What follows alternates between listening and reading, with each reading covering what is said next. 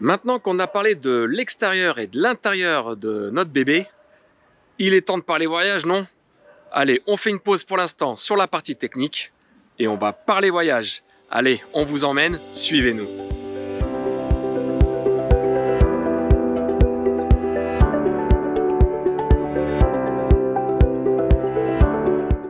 Quand on est parti, c'était quand même pas mal d'excitation. Il y avait un peu de peur quand même, hein, on part à l'inconnu, on sait pas trop comment ça va se passer. On va vivre tous ensemble dans un petit espace. Donc il y avait un peu tout ça. Et puis il y avait aussi une espèce de liberté qui allait se placer devant nous, qui était assez excitante quand même. Donc voilà, on monte dans le camion tous ensemble et puis on part et puis on va bien voir comment on va vivre les choses. C'est vrai que les premiers instants étaient assez troublants pour cette partie-là. Quand on est monté dans le camion, c'était Oui. Oui, parce que jusqu'au dernier moment, quand on met le coup de clé, on démarre, on fait les quelques mètres avec le camion, on se pose toujours la question de dire est-ce qu'on a fait les bons choix? Est-ce qu'on a bien fait de tout vendre, de vivre cette expérience? On a quand même la boule au ventre. Ouais, c'est vrai que c'est comme une petite angoisse sur ce démarrage, très clairement. mais ça va vite passer quand même, ce qui fait qu'on va devoir se concentrer à la fois sur notre vécu de la route, comment s'organiser au départ, et puis l'écouter parce qu'il va nous livrer ses premiers secrets.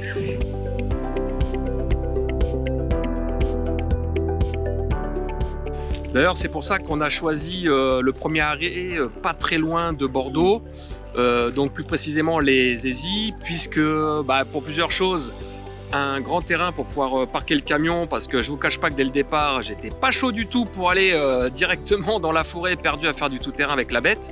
Non, il faut quand même la prendre en main, il faut être sérieux, prendre le temps, il faut pas jouer les cadors.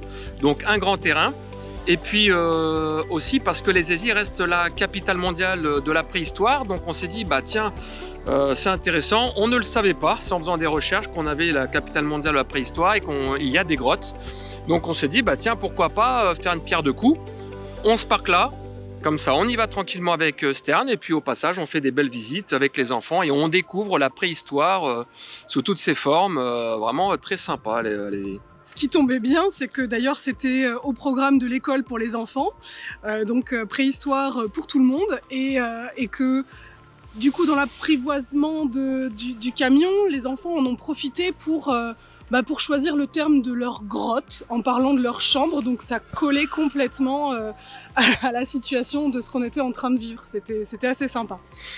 Et d'ailleurs, c'est là où on a découvert les premiers soucis techniques, donc les paramétrages des batteries, Ouais. puisque du coup on voulait prendre le Pas temps nous, et on s'est retrouvé en ras de batterie parce que une petite configuration oubliée dans les panneaux solaires, donc on a eu les batteries à zéro, donc le petit moment de solitude le soir en train de manger et piche, les Plus panneaux rien. solaires à zéro. Donc voilà, donc c'est aussi pour ce genre de choses vraiment qu'on s'est dit on ne part pas trop loin.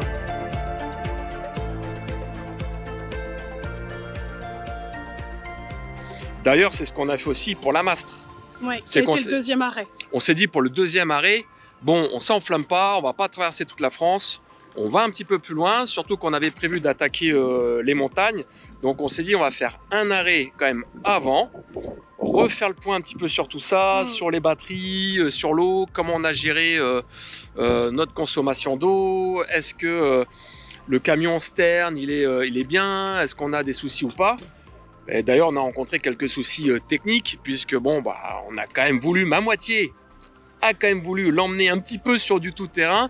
Et là, premier accrochage sur les panneaux solaires, problématique avec les spots qui dépassaient un peu trop.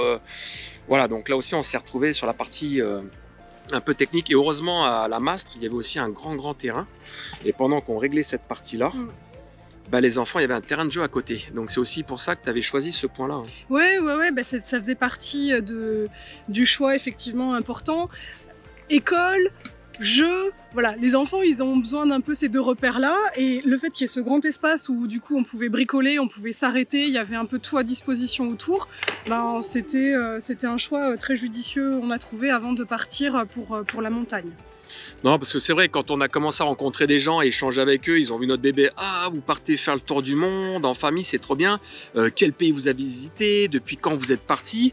Et quand on croise les gens, on leur dit, bah, ça fait par exemple quelques semaines seulement. Ah bon, vous êtes que là, vous n'avez pas encore bougé?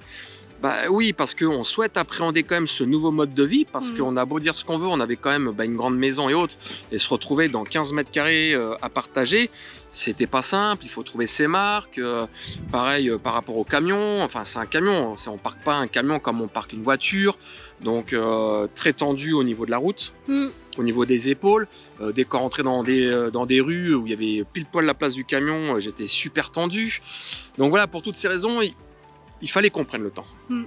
Et c'est ce qu'on a fait. Et d'ailleurs, c'est pour ça que ça a été tellement stressant pour tout le monde avec les petites parties techniques, hein, parce que pareil, il faut avoir quand même des connaissances mécaniques, électriques, il faut avoir des connaissances sur tout. On a beau prévoir cette partie-là, mais quand ça vous arrive, vous dites mince, comme de par hasard, ça je me suis pas formé là-dessus, c'était pas prévu, comment va-t-on faire? L'exemple, c'est quand on a eu un problème sur l'eau. On a eu un petit problème sur de la pression d'eau. Malheureusement, à la Mastre ou aux Aisies, il n'y a pas de magasin de bricolage. Donc comment fait-on? C'était pas prévu, j'en avais pas emmené, ça faisait pas partie des pièces qu'on pensait avoir besoin. Donc du coup, il a fallu faire du porte-à-porte sur certaines boutiques. Et on est tombé sur un chauffagiste super sympa qui a pu nous dépatouiller. Il est parti à son entrepôt, récupérer un peu de matériel. Donc voilà, c'est vraiment... il faut prendre le temps au démarrage d'appréhender la bête et tous ces problèmes techniques, parce qu'il y en aura forcément. Ce sont des engins qui sont faits un peu en sur-mesure, qui n'ont jamais été, on va dire, éprouvés dans les conditions dans lesquelles vous allez les emmener. C'est un petit peu au cas par cas. Et prendre conscience qu'on n'est pas 4, on est vraiment 5 si on ne le prend pas en considération suffisamment. Il nous le fait savoir, donc on ne peut pas se permettre de l'oublier et de négliger toutes les petites alertes qu'il va nous donner au fur et à mesure.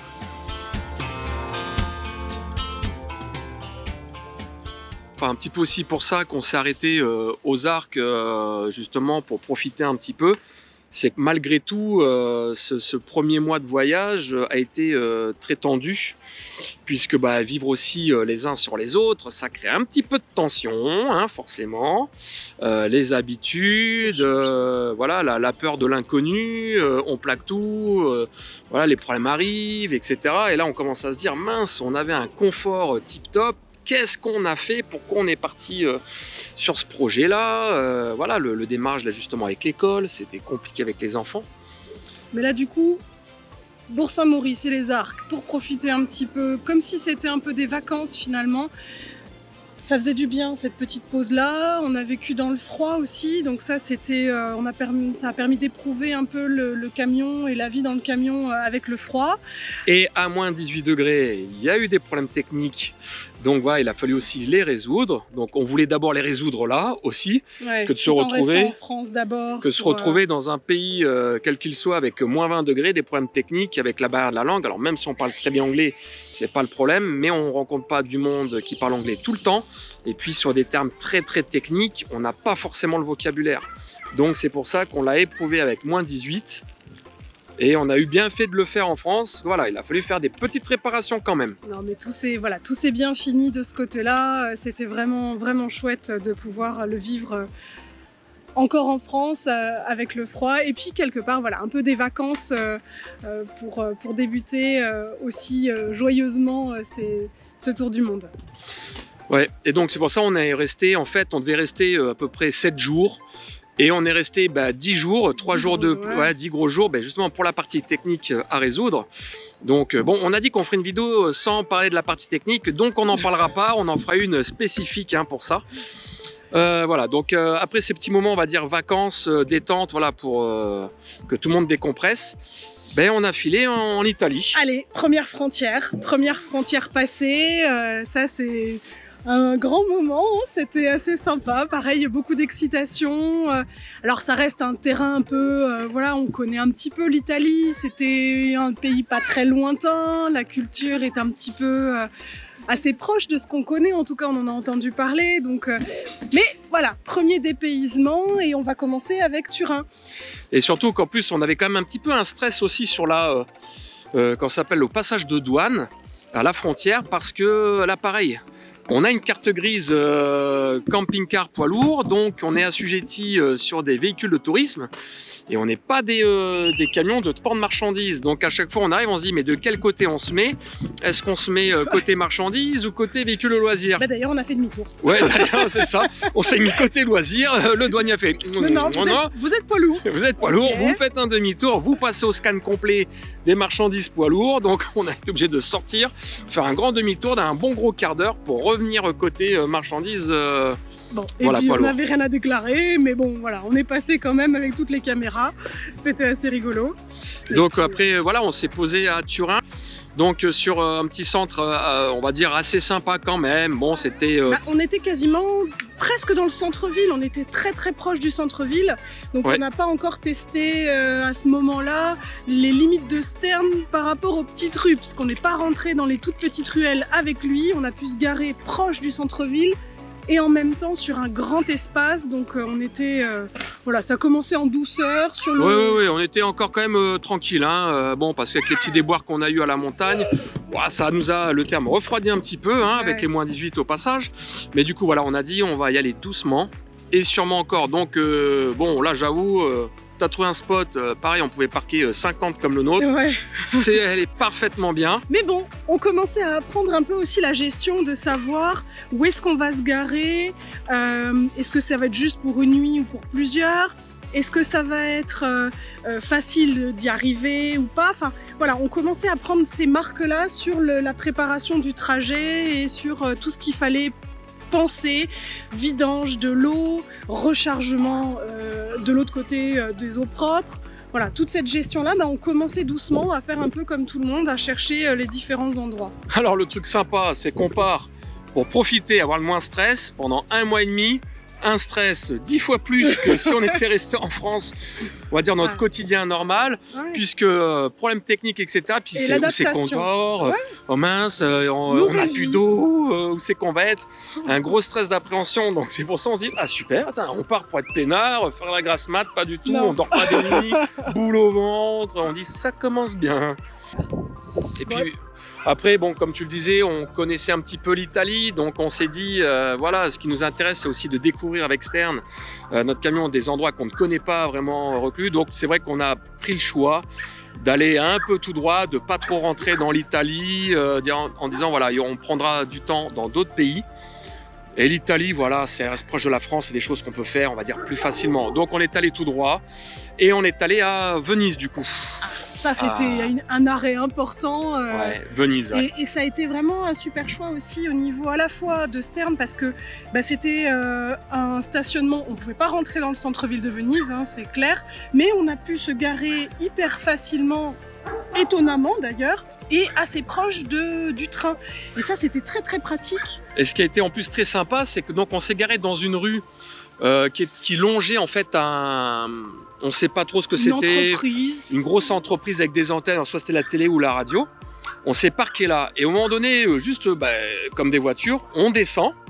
Et là, les agents de sécurité qui arrivent, parce qu'il y avait des grandes barrières, on était vraiment collés à 1,50 m de la clôture. Et on se dit, bon, Bon. ils vont nous demander de partir. Et en fait, pas du tout, ils nous posent la question, ah c'est votre maison, c'est super top, etc. Qu'est-ce que vous faites là? Donc on leur explique, forcément on échange en anglais en disant, bon on vient visiter Venise, c'est notre maison, est-ce qu'on peut se parquer là?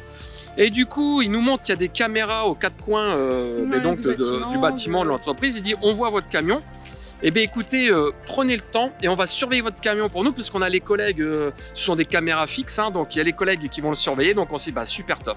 Et donc en fait, on nous a surveillé le camion pour nous pendant 4 jours.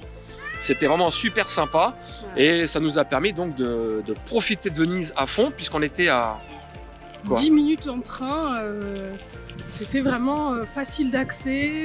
On arrive, hop, là pour le coup, on est dans le centre-ville de Venise avec le C'est ça. train. Et puis après, on découvre la ville à pied, avec les canaux, avec toutes les petites maisons. Et vraiment, Les petites rues, ouais, super sympas. Les enfants ont vraiment adoré puisque ouais. c'est un vrai labyrinthe, Venise. Et on a pris plaisir à se perdre dans ce petit labyrinthe. En plus. Et c'est vrai que du coup, le soir, quand on arrêtait de se balader, hop, on sortait du train 5 minutes après. Dans la rue, en fait, hop, on rentrait dans Sterne, on fermait les volets, puis on avait l'impression d'être dans une maison, de ne pas du tout être en pleine ville, donc aux abords de la ville de Venise. On a l'impression d'être vraiment chez nous. Et le matin, hop, dès qu'on se levait, on ouvrait les rideaux, Ouais. on ouvrait la porte, on descendait du camion, et on était à 10 minutes de Venise. Non, ça, c'était vraiment super sympa. Et autre truc, mis peut-être le petit côté un peu pluvieux de notre deuxième journée, Ouais, ça, malheureusement, bon. mais il y avait un peu moins de monde. On va pas se plaindre, on a eu depuis qu'on est parti Un temps exceptionnel, un temps bleu partout.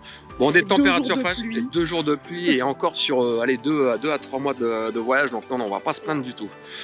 Et d'ailleurs, après Venise, l'euphorie, là on commence à prendre nos marques, etc. Et ma moitié me dit allez, feu, on va en Slovénie, on va voir ce qu'il a dans le ventre, Stern. Passage de la deuxième frontière, la Slovénie. Là pareil, on s'est dit bon on va côté camion, transport, et le douanier nous fait vous êtes véhicule de loisirs, demi-tour, passez côté véhicule de loisirs. Bon là ça va, le demi-tour était moins long, mais du coup véhicule de loisirs. Et les douaniers super sympas nous ont dit bon on va pas vous contrôler, Ouais. mais est-ce que vous pouvez juste ouvrir votre camion pour qu'on puisse jeter un œil dedans? Ah, Bon. ça c'était un moment agréable de pouvoir partager avec eux. C'était les premiers moments où on va pouvoir échanger avec des gens qui n'ont jamais vu ce genre de véhicule et qui étaient contents de pouvoir voir l'intérieur. C'est de leur montrer, de nous montrer un peu ce qu'on vit. C'était chouette. Donc c'était vraiment sympa parce que du coup en repartant il nous serre la main, il nous tape sur l'épaule et que les autres nous regardaient en disant mince ils se connaissent, c'est des copains, qu'est-ce qui se passe, et puis ils prenaient leur temps pour regarder, discuter, on demandait pourquoi on fait ça. Voilà, on a eu des échanges avec eux, c'était vraiment très très sympa. Et ce qui nous a permis du coup de gagner du temps quand même parce que bon malheureusement d'autres n'ont pas eu la chance, se faisaient fouiller de fond en comble par les douaniers le véhicule, alors que nous voilà, mis à part une petite visite de l'intérieur, tout s'est Plus très de bien passé. curiosité Ouais. qu'autre chose. Non, c'était très chouette. Et du coup, en rentrant en Slovénie, on a une impression un petit peu différente. Il y a encore quelque chose qui se passe parce que là, on a vraiment comme si on avait un peu l'impression que le tour du monde commençait vraiment. Je sais pas si tu te souviens de cette sensation. Oui, C'était nouveau, quoi, vraiment pour le. bah ouais, parce que comme on était resté en France, habituellement, comme pour beaucoup, on faisait des vacances en France, au ski aussi, et en Italie, on y était déjà allé. Donc c'est vrai que pour nous, on restait quelque part toujours entre guillemets en vacances. On n'avait pas changé notre mode de vie. Alors que là, en passant la frontière, la Slovénie, on arrive en Slovénie, on se dit ah là, c'est quelque chose parce Ouais. que c'est pas une destination qu'on aurait choisie, d'ailleurs qu'on n'a jamais fait. On s'est jamais dit tiens, pourquoi pas partir en vacances en Slovénie. Donc là, quand on traverse la frontière, on dit voilà, là on y est. On est en train de faire un tour du monde, on est en train de découvrir des choses, on est en train d'avoir notre vie de nomade. Belle découverte avec Très très belle découverte. des gens absolument charmants, très attentionnés, qui cherchent vraiment à rentrer en communication avec nous. Enfin, c'était vraiment un pays qui nous a vraiment beaucoup surpris, parce qu'ils parlent anglais déjà à tous les coins de rue, Ah ouais, sans problème. avec une ambiance très à la fois étonnamment chaude à l'intérieur, bien que on se soit un petit peu plus froid à l'extérieur d'un premier abord. Ouais, Mais c'est quand vrai on que passe c'est- la porte, Ces pays d'Europe de l'Est, l'accueil, les pays d'Europe de l'Est ont vraiment cette réputation de dire ah, on se connaît pas, on visage très fermé. Par contre, dès qu'on commence à leur sourire un peu, échanger un peu, tout d'un coup, hop, grand sourire, ça s'illumine. Ouais. Ça vous accueille bras ouverts.